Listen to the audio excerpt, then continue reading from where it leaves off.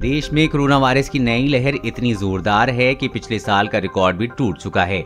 रविवार को पूरे भारत में 1 लाख से ज्यादा नए कोरोना केस सामने आए, जो पिछले साल के एक दिन में अधिकतम 98,795 नए केस से ज्यादा हैं। कोविड-19 महामारी अब तक 1.65 लाख से ज्यादा लोगों को मौत की नींद सुला चुकी है। लेकिन आप जानकर हैरत में पड़ जाएंगे कि देश में अब भी कोविड से ज्यादा दूसरी बीमारियों के कारण मौतें हो रही हैं। आइए देखते हैं कुछ हैरान कर देने वाले आंकड़े। हम सब जानते हैं कि कोरोना वायरस संक्रमण है। ये एक से दूसरे को संक्रमित करता है और इस तरह की महामारी विकराल हो गई है। लेकिन डायबिटीज और हाइपरटेंशन जैसी गैर संक्रामक बीमारियां भी कम जानलेवा नहीं हैं। आंकड़े बताते हैं कि देश में हर 3 में से 2 मौतें इसी बीमारी के कारण हो रही हैं, जो एक इंसान से दूसरे इंसान को संक्रमित नहीं करती। आंकड़े बताते हैं कि देश के 16 राज्यों एवं केंद्र शासित प्रदेशों की कम से कम 10% आबादी इन जानलेवा लेकिन गैर संक्रामक बीमारियों से ग्रसित है। 1990 के दशक से भी भारत में ऐसी गैर संक्रामक बीमारियां संक्रामक बीमारियों के मुकाबले ज्यादा घातक साबित हो रही हैं। गैर संक्रामक बीमारियों ने वर्ष 2017 में 63 लाख भारतीयों की जान ली थी।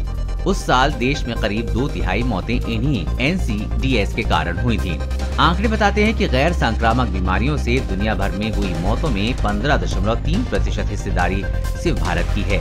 थॉट आर्बिट्रेज रिसर्च इंस्टीट्यूट ने भारत के 21 राज्यों में आंकड़े जुटाए हैं और पाया है कि हर 10 में से 1 व्यक्ति किसी न किसी घातक गैर संक्रामक बीमारी से पीड़ित है। उसने इसी वजह जानने की कोशिश की तो पता चला कि इसके पीछे खराब जीवन शैली और दूषित वातावरण की सबसे बड़ी भूमिका है।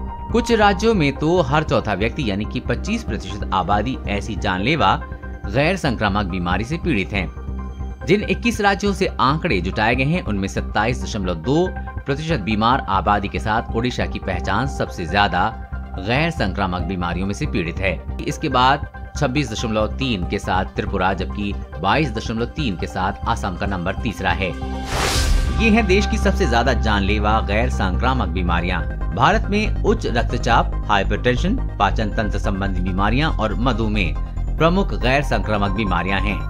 पाचन तंत्र की बीमारियों से सबसे ज्यादा ग्रसित राज्य ओडिशा है और हाइपरटेंशन के मामले में इसका नंबर शीर्ष 3 राज्यों में आता है। वहीं पांडिचेरी में हाइपरटेंशन और डायबिटीज के रोगियों का अनुपात बाकी राज्यों एवं केंद्र शासित प्रदेशों के मुकाबले ज्यादा है।